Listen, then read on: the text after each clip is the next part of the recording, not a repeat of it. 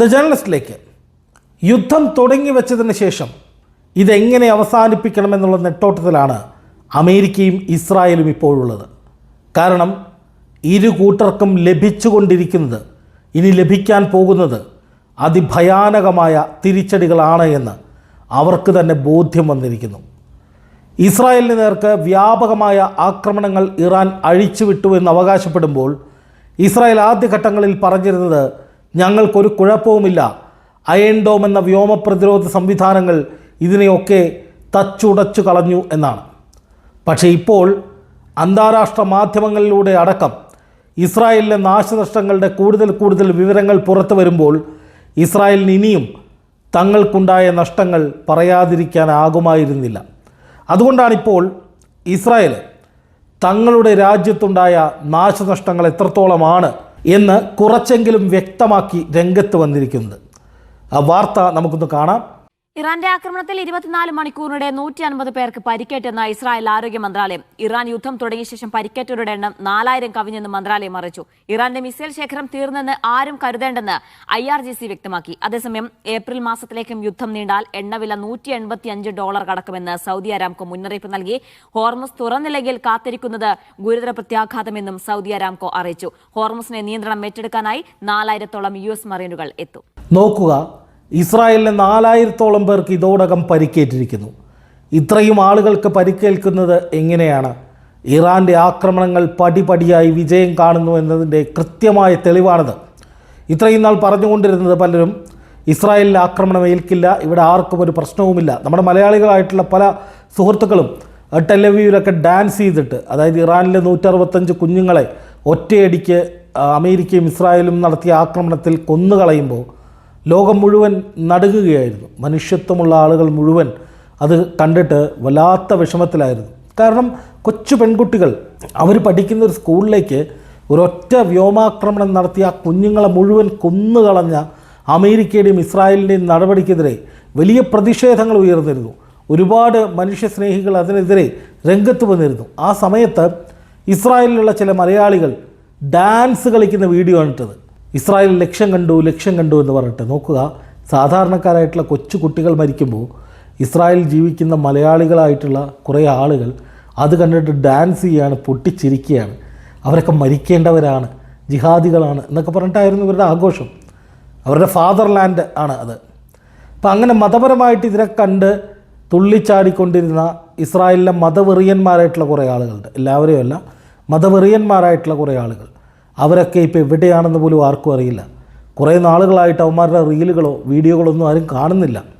ഞങ്ങൾ സേഫാണ്, ഞങ്ങൾ വേണമെങ്കിൽ ബോംബ് കടിച്ചു പൊട്ടിക്കും, മിസൈലിൻ്റെ പുറത്തിരുന്ന് സഞ്ചാരം നടത്തും, എന്നാൽ പോലും ഞങ്ങൾക്കൊന്നും പറ്റില്ല എന്ന് വിചാരിച്ച വിഡ്ഢികളായിരുന്നു അവർ. ഇപ്പോൾ അവരൊക്കെ എവിടെയാണോ ആവോ. സാധാരണക്കാരായ മനുഷ്യർക്കൊന്നും സംഭവിക്കരുത് യുദ്ധത്തിൻ്റെ ഭാഗമായി എന്നുള്ളത് തന്നെയാണ് എൻ്റെ പ്രാർത്ഥന. പക്ഷേ യുദ്ധത്തിൽ ഒരു രാജ്യത്തെ ഇറാനിലെ സാധാരണക്കാരായ കുഞ്ഞുങ്ങൾ, സാധാരണക്കാരായ മനുഷ്യർ, ഇപ്പോൾ ഗസയിലായാലും പലസ്തീനിലായാലും സാധാരണക്കാരായ സ്ത്രീകൾ, പിഞ്ചു കുട്ടികൾ ഒക്കെ കൂട്ടത്തോടെ കൊല്ലപ്പെടുമ്പോൾ അത് കണ്ടിട്ട് ചിരിച്ചുല്ലസിച്ച് തുള്ളിച്ചാടി ഇസ്രായേലിൻ്റെ ഫാദർലാൻഡായി കാണുന്ന ജീവിക്കുന്ന കുറേ ആളുകൾ ഇപ്പോൾ എവിടെയാണെന്ന് ആർക്കും അറിയില്ല. ഇപ്പോൾ 4000-ലധികം ആളുകൾക്ക് പരിക്കേറ്റിരിക്കുന്നു എന്ന് ഇസ്രായേൽ ഔദ്യോഗികമായി അറിയിക്കുകയാണ്. കഴിഞ്ഞ 24 മണിക്കൂറിനിടയിൽ 150ഓളം ആളുകൾക്ക് പരിക്കേറ്റിരിക്കുന്നു. അതിൻ്റെ അർത്ഥം ഇസ്രായേലിനുള്ളിലേക്ക് അതിഭീകരമായ വിധത്തിൽ നാശനഷ്ടങ്ങൾ ഉണ്ടാക്കുന്ന തരത്തിൽ ആക്രമണങ്ങൾ നടത്താൻ കഴിയുമെന്ന് ഇറാൻ തെളിയിച്ചിരിക്കുകയാണ്. നമുക്കറിയാം, ഇറാനെപ്പോലെയല്ല ഇസ്രായേൽ. ഇസ്രായേലിനുള്ളിൽ ബങ്കറുകളുണ്ട്. അവിടെ യുദ്ധം വന്നാൽ, മിസൈലുകൾ വന്നാൽ സൈറൻ മുഴങ്ങും, ജനങ്ങൾ കൂട്ടത്തോടെ അവിടേക്ക് ഓടിയെത്തും. ആ ബങ്കറുകൾ സേഫാണ് എന്നാണ് അവർ വിശ്വസിക്കുന്നത്. ആ ബങ്കറുകൾക്കുള്ളിൽ കഴിഞ്ഞ ആളുകൾക്ക് പോലും പരിക്കേൽക്കുന്നു എന്ന് വന്നാൽ, ഇസ്രായേലിലേക്ക് ഇത്രയധികം നാശനഷ്ടങ്ങൾ ഉണ്ടാക്കുന്ന ആയുധങ്ങൾ എത്തിക്കാൻ, മിസൈലുകൾ എത്തിക്കാൻ ഇറാന് കഴിഞ്ഞുവെന്ന് വന്നാൽ എന്താണതിൻ്റെ അർത്ഥം? ഇറാൻ്റെ കരുത്ത് ചോർന്നിട്ടില്ല. ഇറാൻ അതിശക്തമായിട്ട് ആക്രമിക്കുക തന്നെയാണ് എന്ന് തന്നെയാണ് മനസ്സിലാക്കേണ്ടത്. അപ്പോൾ ഇസ്രായേലിനെ സംബന്ധിച്ച് അവരുടെ സുരക്ഷാഭീതി എന്നുമില്ലാത്ത വിധം വർദ്ധിക്കുകയാണ്. അതായത് സമീപകാലത്തെങ്ങുമില്ലാത്ത വിധത്തിൽ, സമീപകാല ചരിത്രത്തിൽ എവിടെയുമില്ലാത്ത വിധത്തിൽ ഇസ്രായേലിനുള്ളിലേക്ക് ആക്രമണങ്ങൾ നടത്തി വിജയിപ്പിക്കാൻ ഇറാന് കഴിയുന്നു. അത് ഇസ്രായേലിന് വലിയ ഭീഷണിയാണ്. അതുകൊണ്ടാണ് ഇസ്രായേൽ പ്രധാനമന്ത്രി ബെഞ്ചമിൻ നെതന്യാഹു ഇന്ന് ഒരു സ്റ്റേറ്റ്മെൻറ്റ് കൊടുത്തത്. ആ സ്റ്റേറ്റ്മെൻറ്റ് എന്ന് പറയുന്നത്, ഞങ്ങൾ യുദ്ധം നിർത്താൻ പോവുകയാണ്, അധിക ദിവസം ഈ യുദ്ധം നീളില്ല, കാരണം ഇറാൻ്റെ മുഴുവൻ സന്നാഹങ്ങളും ഞങ്ങൾ തകർത്തു, ഇറാൻ്റെ ആണവശേഷി തകർത്തു, ഇറാൻ്റെ മിസൈൽ ശേഷി തകർത്തു എന്നൊക്കെയാണ് പറയുന്നത്. ഇത് തന്നെയാണ് കഴിഞ്ഞ ജൂണിലും ഇവർ പറഞ്ഞുകൊണ്ടിരുന്നത്. എന്നിട്ട് എന്തെങ്കിലും സംഭവിച്ചോ? ഇറാൻ വീണ്ടും ആണവ പരീക്ഷണം നടത്തി, ഇറാൻ വീണ്ടും ആണവോർജ്ജം ഉൽപ്പാദിപ്പിച്ചു, ഇറാൻ പതിനായിരക്കണക്കിന് മിസൈലുകൾ ഉണ്ടാക്കി. അന്ന് ഇറാനെ അവസാനിപ്പിച്ചു എന്ന് പറഞ്ഞ ഇസ്രായേൽ തന്നെയാണ് പിന്നീട് ഈ യുദ്ധം തുടങ്ങുന്നതിന് കാരണമാകുന്ന വിധത്തിൽ ഇറാൻ അതിശക്തമായി വളർന്നുകൊണ്ടിരിക്കുകയാണ്, എത്രയും പെട്ടെന്ന് അത് അവസാനിപ്പിക്കണമെന്ന് പറഞ്ഞ് അമേരിക്കൻ പ്രസിഡന്റ് ഡൊണാൾഡ് ട്രംപിനെ അങ്ങോട്ട് പോയി കണ്ട്, അത് ഒരു തവണയല്ല 2-3 തവണ പോയി കണ്ട് നിരന്തരമായി സമ്മർദ്ദം ചെലുത്തി അമേരിക്കയെ പോലും ഈ യുദ്ധത്തിലേക്ക് കൊണ്ടുവന്നത്. അപ്പോൾ ഇസ്രായേലിനെ സംബന്ധിച്ച് അവർ ഇറാന് മേൽ നടത്തുന്ന പ്രഡിക്ഷൻസ്, അതായത് ഇറാൻ നശിച്ചു, ഇറാൻ തീർന്നു, ഇറാൻ ഇല്ല എന്ന തരത്തിലൊക്കെ നടത്തുന്ന പ്രവചനങ്ങൾ ആട്ടപടലം പാളിക്കൊണ്ടിരിക്കുകയാണ്.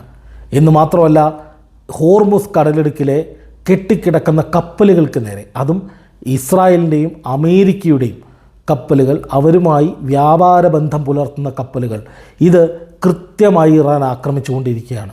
അതുപോലെ തന്നെ അമേരിക്കയുടെ F-35 എന്ന് പറയുന്ന അവരുടെ $100 മില്യൺ മേൽ വിലയുള്ള പ്രസ്റ്റീജിയസ് ആയിട്ടുള്ള വിമാന ശ്രേണിക്ക് നേരെ ആക്രമണങ്ങൾ നടത്തുകയാണ് ഇറാനിപ്പോൾ. അതായത് 18ഓളം വിമാനങ്ങൾ ഇതിനകം ഇറാൻ തകർത്തിട്ടുണ്ട് എന്നാണ് ഇന്നൊന്ന വാർത്ത. അപ്പോൾ ചെറിയ കാര്യമല്ല, ഇറാൻ അതിശക്തമായ രീതിയിൽ അടിച്ചുകൊണ്ടിരിക്കുകയാണ്. ഈ അടി താങ്ങാനുള്ള ശേഷി അമേരിക്കയ്ക്കും ഇസ്രായേലിനും ഇപ്പോഴില്ല എന്ന് മാത്രമല്ല, ഇന്ന് വന്ന ഏറ്റവും പ്രധാനപ്പെട്ട ഒരു വാർത്ത നോക്കുക. ഇന്ത്യയിൽ പ്രീമിയം പെട്രോളിന് വില കൂടി തുടങ്ങിക്കഴിഞ്ഞു. ഈ യുദ്ധവുമായി ബന്ധപ്പെട്ട് ഉണ്ടാകാൻ പോകുന്ന വിനാശങ്ങളുടെ, ദുരിതങ്ങളുടെ, വിലക്കയറ്റത്തിൻ്റെ, സാമ്പത്തിക മാന്ദ്യത്തിൻ്റെ ഒക്കെ ചലനങ്ങൾ ഇപ്പോൾ നമ്മൾ കാണുകയാണ്. ഒന്നാമത് നമ്മുടെ രാജ്യത്തിപ്പോൾ വ്യാവസായിക അടിസ്ഥാനത്തിലുള്ള പാചകവാതക ഗ്യാസ് കിട്ടാനില്ല. അതിന് പിന്നാലെ ഇന്ധനവില കൂടിത്തുടങ്ങിയിരിക്കുന്നു. അന്താരാഷ്ട്ര തലത്തിൽ എണ്ണവില $150 കടക്കുകയാണ് ബാരലിന്.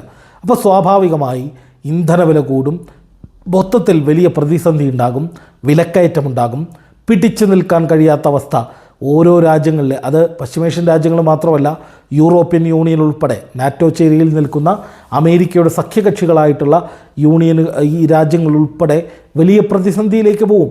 അതുകൊണ്ട് തന്നെയാണ് യുദ്ധത്തെ പരിപോഷിപ്പിക്കാൻ നാറ്റോ രാജ്യങ്ങൾ തയ്യാറാകാത്തത്.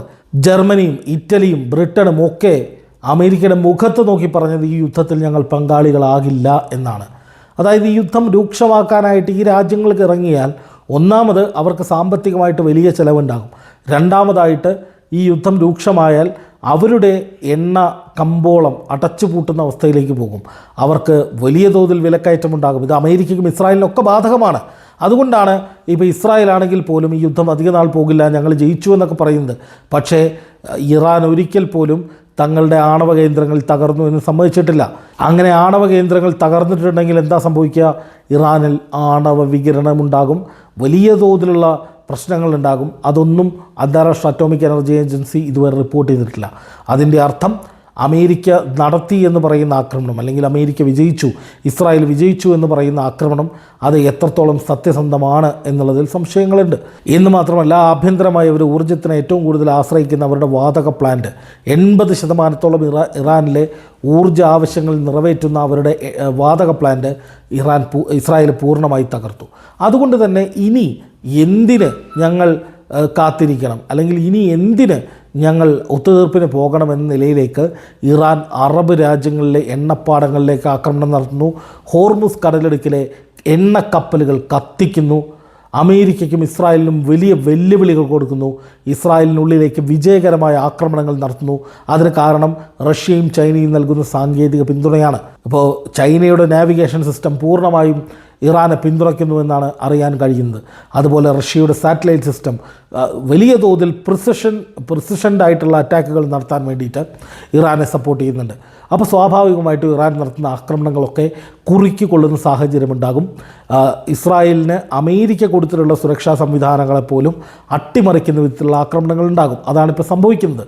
എന്ന് മാത്രമല്ല, അമേരിക്കയുടെ പ്രസ്റ്റീജിയസ് ആയിട്ടുള്ള F-35 വിമാനം പോലും അടിച്ചിടാനുള്ള കരുത്ത് ഇറാൻ ഉണ്ട് എന്ന് പറയുമ്പോൾ യുദ്ധം യുദ്ധം വലിയ തീവ്രമായ നിലയിലേക്ക് മാറുകയാണ്. ഇതോടൊപ്പം പറയേണ്ട ഏറ്റവും പ്രധാനപ്പെട്ട കാര്യം, ഞങ്ങൾ പുതിയ ഏറ്റവും നൂതനമായ ആയുധങ്ങൾ വീണ്ടും കളത്തിലിറക്കുമെന്നാണ് ഇറാൻ പറഞ്ഞിരിക്കുന്നത്.